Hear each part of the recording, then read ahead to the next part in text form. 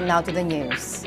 The death toll from several days of heavy rain brought by the southwest monsoon, enhanced by tropical cyclone Haikui, rose to 65 today, according to the NDRRMC. And now, to give us an update, is Yusek Benito Ramos, live with us on the line of NDRRMC. Yusek, good evening po. Magandang gabi sa ating mga kababayan. Ayan. Yusek, syempre, lagi namin kayong kinukulit. Ano po?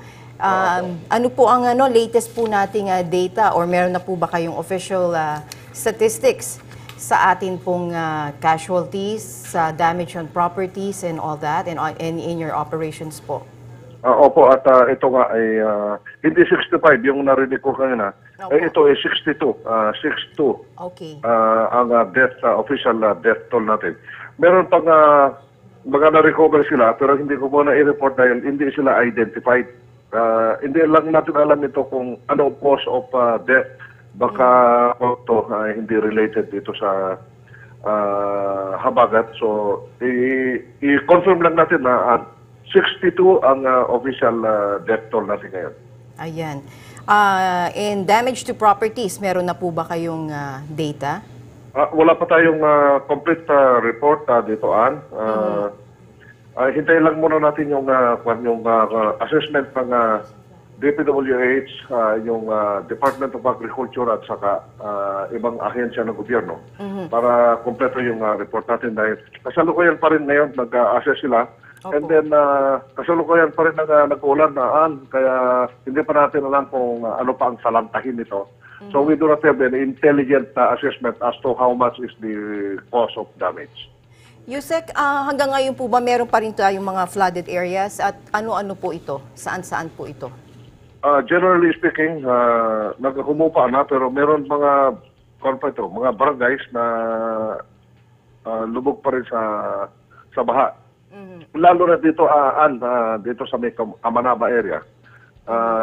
At saka dito sa Pampanga, Tarlac, Pampanga, Bulacan at saka itong Bataan.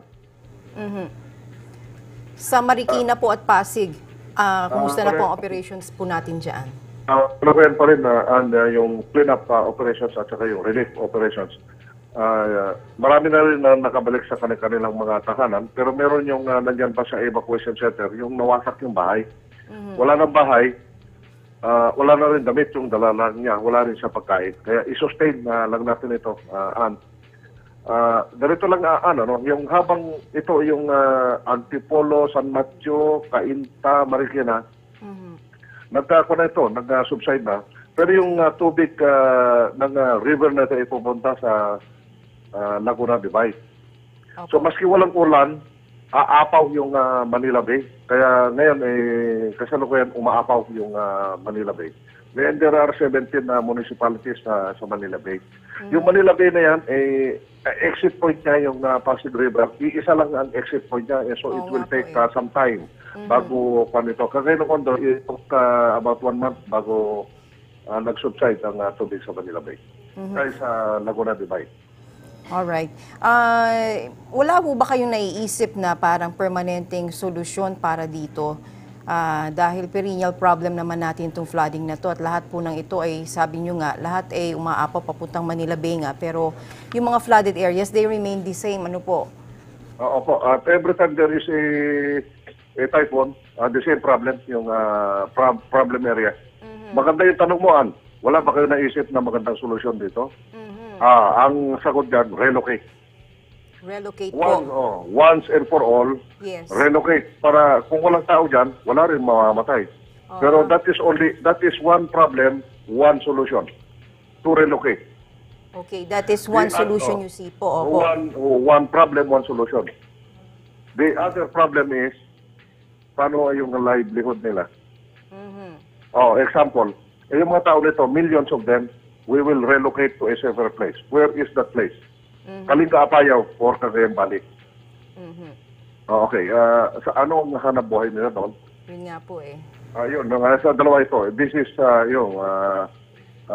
this is not an easy job for government officials to do. So, kailangan ito, pag-aralan ng mabuti at saka dahan-dahan lang siguro because we cannot relocate and find jobs for millions of people.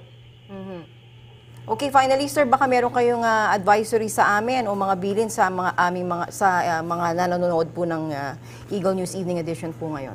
Yeah, sa ating mga kababayan nakikinig sa atin ngayon, sabi ng Pag-asa magka-clear na ang weather. Pero paminsan-minsan nandiyan pa rin yung pag-uulan, kagaya ngayon, nag-uulan na naman. So, kung ito, yung lupa kasi saturated na ngayon. So, ibig sabihin, yung capacity ng lupa na sisip-sip ng tubig, zero. Ibig sabihin, konting ulan lang, possibility of landslide at saka yung flash flood, nandiyan pa rin. So, huwag tayong kampante, huwag tayong magtiwala. Sa ngayon, matsyag lang tayo. Dahil it can happen anytime. Yes. Na ito, naman, mag-landslide at saka magbaha. Alright, maraming salamat po, Yusek.